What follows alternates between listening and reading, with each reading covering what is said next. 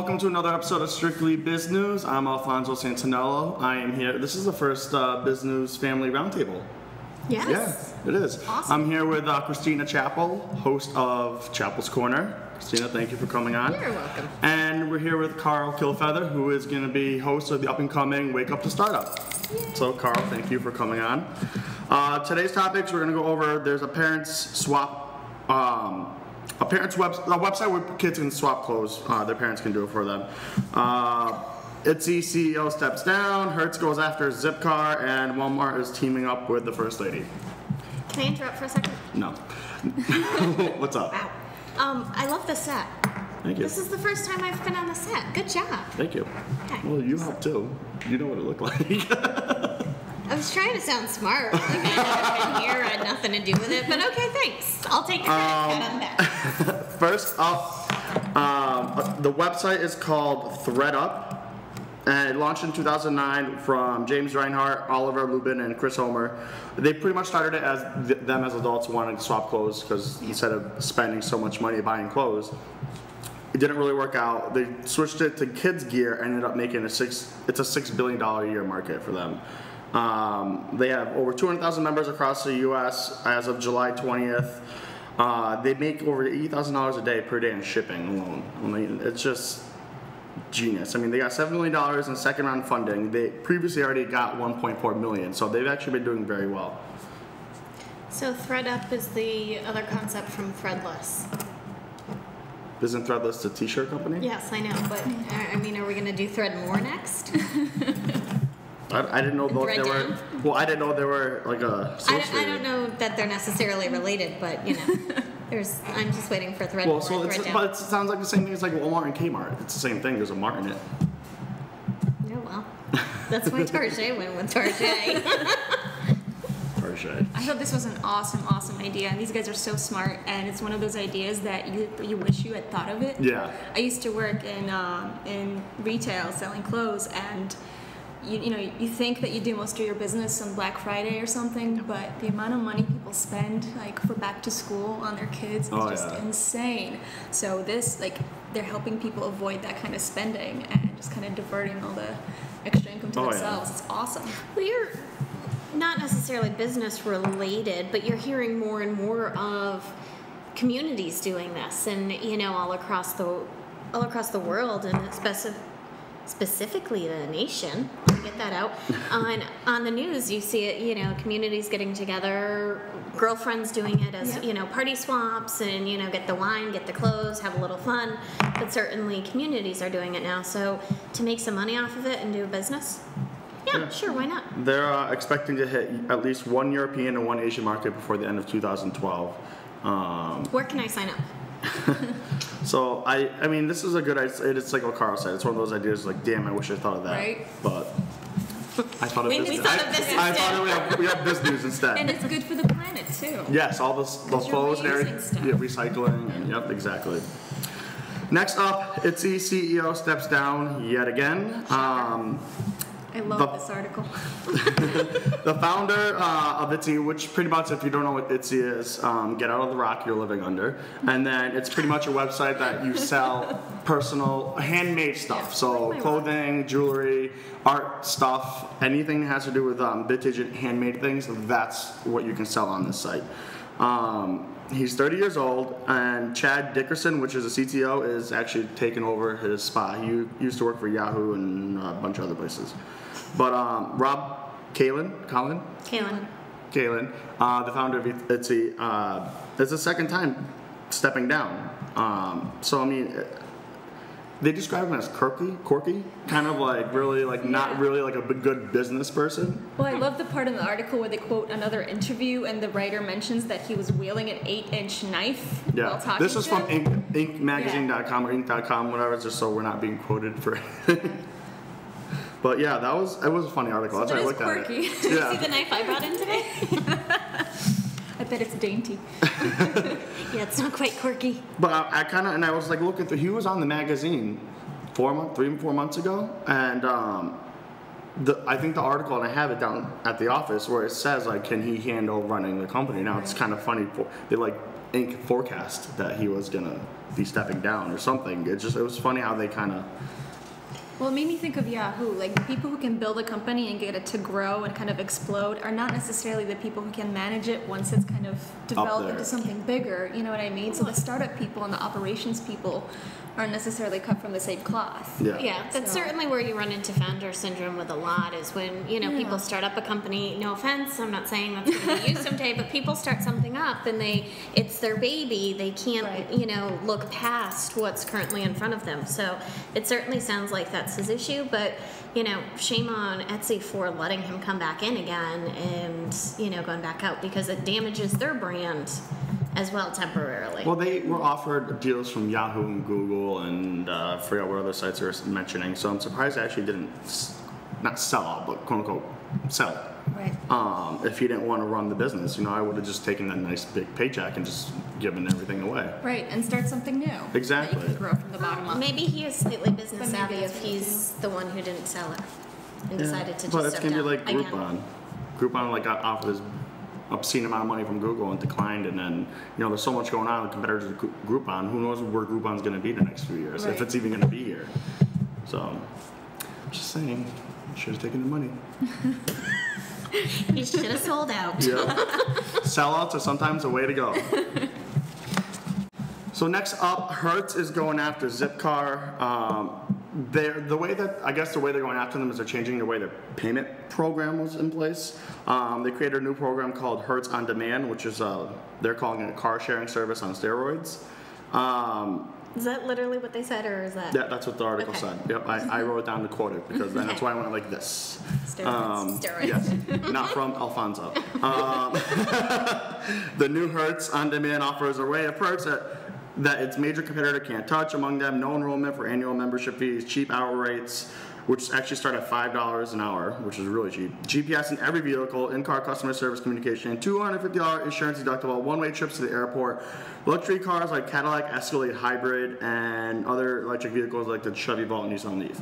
So, in the press release, Hertz actually even said that they're trying to do it where they can compete with Zipcar now. Yeah. They weren't like beating around the bush. It was like, we want Zipcar's customers, and that's it. Well, they know a good thing when they see it. So if they can. But you know what? They played dirty, because I didn't even know they had a car sharing service to begin with. I mean, it sounds like they had one, and it was just crappy. So basically, they left it up to Zipcar to develop the market. And then they're like, all right, now that we know there's a market for this, we're going to grow. How many businesses have done that? iPad, Kindle, what else you got out there nowadays? Yes. But I got to admit, as far as perks and pricing, they're super competitive. Exactly. And they're only launched in a few cities right now. They're in New York City, San Francisco, Washington, and Boston. As anything else is usually launched, those are like the 4 big cities they normally hit first. So, and I don't even think, geographically, why...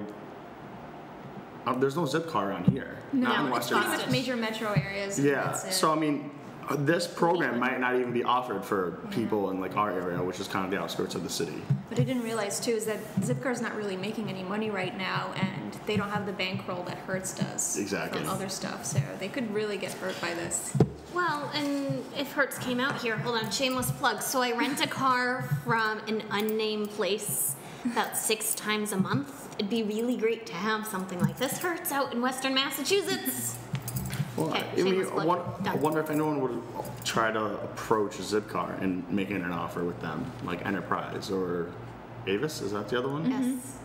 And I don't know any other ones, but I think that's it. Typically it's cheaper to absorb another company than to develop your own offering. That would be interesting.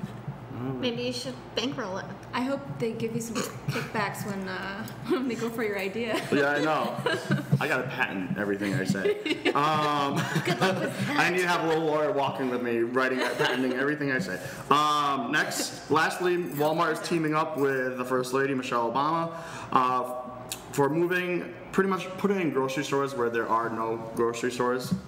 They announced it this week that they're going to open up 300 new locations over the next 5 years, and they call it food deserts, and I don't know why I keep quoting everything, across the country, as it's addicting, as part of an initiative that the First Lady started. So it's kind of good, but at the same time, it's given Walmart an excuse, say, to keep posting up more stores and. Yeah. Well, I just wonder, can the people afford? I mean, it's Walmart. I get that it's not like, Whole Foods and it's not wicked expensive, but why put a store, in a food desert? Or as I thought earlier, food deserts. I couldn't understand why there are food deserts going across the country. But, you just wonder, we certainly know people are eating unhealthy food because they can't afford the good stuff, right, supposedly. So is this a way to curb that? And will it really curb that if it's going to be in a food desert? They're saying that they're going to be using more local food, so taxes should be cheaper because there won't be so much expenses of shipping things over. They're saying by 2015 they want the double the sales of fresh produce sourced from local farms in the U.S. So I mean, they are thinking of more locally in their giant corporate minds, I guess.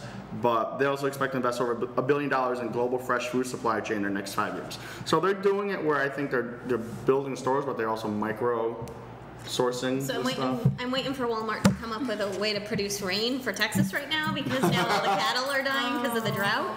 So I didn't know that. See, you learn something new every day in business. Walmart, find a way to do rain. I thought this was a really good thing for them to do because they have a really bad reputation for the way they treat their workers and Shocker. Strangling supply chains to like really bring prices down.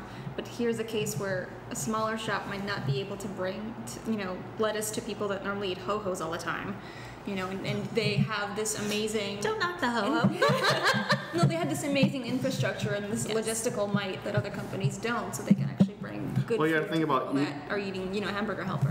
The quote-unquote food deserts. Like, there are probably stores, You wanted to say mini desserts. marts. Yeah, almost did. There are like stores that are maybe like mini marts that do offer food or fresh produce that are really small shops and they don't technically count as a grocery store. Those might be hit if Walmart moves in because everyone will end up going there and not to the mom. But I think what they have is still mostly like apples and frozen pizza. Yeah. So are they actually, I apologize, and I don't know this because I didn't read the full article, but are they opening just the grocery store, or are they actually opening the whole Walmart No, I think like store? a superstore. Yeah, the whole dear store. Lord. So. Okay. I don't think it'd be profitable for them to just do. Well, I mean, last year we talked about it that they were going to open little mini supermarkets only. So I don't know if this is part of it, and I should look into it a little bit more. But last year we talked about, I forgot which episode it was, but it was in the beginning we started doing this. They talked about they're going to start launching not superstores, but like conducing small sizes into like the cities where, because you can't fit a superstore in like New York City, but making a small like produce stores or individualized category kind of things. So I don't know if maybe this is going to be it, but Interesting. yeah. All right, ladies, thank you so much for coming on. Thanks for having me. And we'll be right back.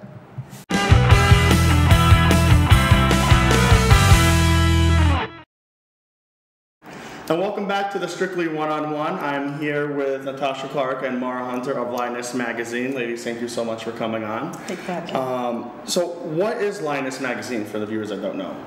It is a e-zine geared towards female entrepreneurs and professionals. And what made you want to start the e-zine? Well, I keep an entrepreneurial blog talking about navigating my way through business as I learn, and Mara Hunter and some of the other fabulous ladies that are participating also do. So I thought it was a great place to kind of incorporate everyone. So what's your role going to be in the e-zine magazine? Well, I'm going to be a contributing writer. I'm a music journalist, so I'm going to be doing articles with those fabulous women that are not just in the music industry, but also entrepreneurs, businesswomen, people that are behind the scenes of the music industry. Okay, so Natasha, what really fueled you wanting to start this e-zine? I actually wanted to do a magazine a long, long time ago after college and realized I knew nothing about writing or being a journalist, so I didn't do that. And I actually got offered a great job to be a reporter at Reminder Publications and did that for about 7 years. Ended up starting my own media relations firm, and then 2 years later I kind of thought, oh, this is a great time to kind of do that. I thought maybe I'm crazy, so I emailed some of the women that I was thinking of participating with, and they said that they would do it, and it wasn't that crazy. So here we are. So when is the e-zine launch? It comes out August 4th. next month, and anyone that's interested in receiving it, it's completely free. They would just send an email to lionessmagazine@gmail.com with the word subscribe in the subject line, and it will go right to them. And when it launches, they can go to the website. Is it subscription based only, or? It's completely free. It is subscription based, just so we can kind of keep track of who's reading it and our readership and so on. Eventually, we will do things like launch a website, but right now they can stay up to date with up-to-date news on Facebook.com, Lioness Magazine. Great. Is there anything else you want to tell the viewers before we head out? No. This was great. All right, so again, if you want to subscribe, it's lionessmagazine@gmail.com. Yes. Set it up, and ladies, thank you so much for coming on. Thank you. Thank you for having us. And we'll be right back. So I want to thank all the guests for coming on. It was another great episode. Make sure you start following us on Twitter if you haven't already, @GetBizNews. If you have any questions, we're on Facebook at Strictly Business. And if you ever want to come on the show, shout us out on either one, and we'll see you guys next time.